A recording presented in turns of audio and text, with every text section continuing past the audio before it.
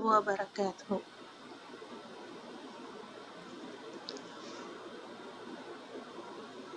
Pagsasatitik an Amiril Mu'minin Abi Hafs Umar bin Al-Khattab radhiyallahu anhu qala sami'tu Rasulullah sallallahu alaihi wasallam yaqulu innamal a'malu binniyat wa innama likulli imri'in ma nawa faman kanat hijratuhu ila Allahi wa rasulihi فهجرته إلى الله ورسوله ومن كانت هجرته لدنيا يصيبها أو امرأة ينكحها فهجرته إلى ما هاجر إليه.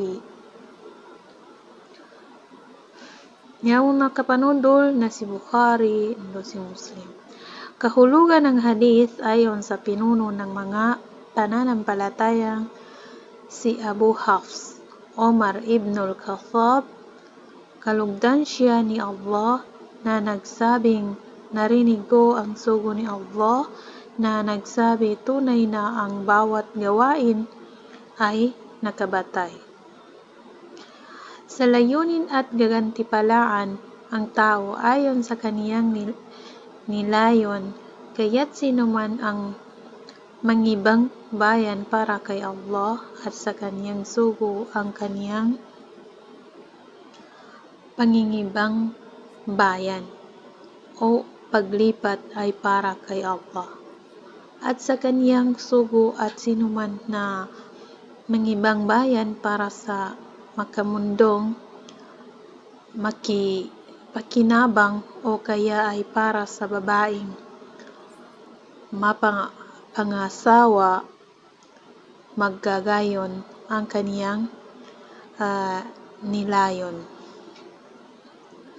Mapupulot na aral ang hadith na ito ay isa sa mga hadith na kung saan napakahalagang paksa na bumubuo sa Islam. Kaya naman ang sabi ng mga ulama, nakasalig ang Islam sa dalawang hadith. Ang isa rito ay ang hadith na ito at ang pangalawa ay ang hadith na naiulat mula kay Aisha.